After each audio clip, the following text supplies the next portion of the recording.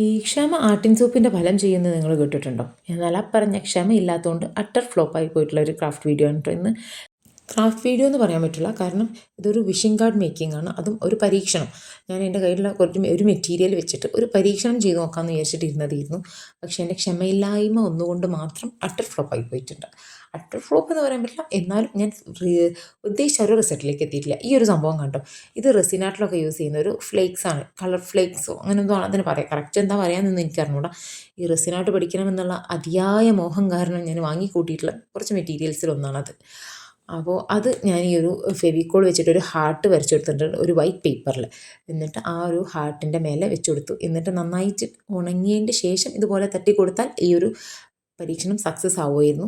പക്ഷേ എനിക്ക് ക്ഷമയില്ലാത്തതുകൊണ്ട് തന്നെ ഞാനൊരു 5 മിനിറ്റ് വെച്ചിട്ട് ബാക്കി വരുന്ന ഭാഗം തട്ടി കൊടുത്തു. അതുകൊണ്ട് തന്നെ അത് വൃത്തികേടായിട്ടുണ്ട്. എന്നാലും കുഴപ്പമില്ല, ഒരുവിധം പിച്ചു എന്ന് വിചാരിക്കുന്നു.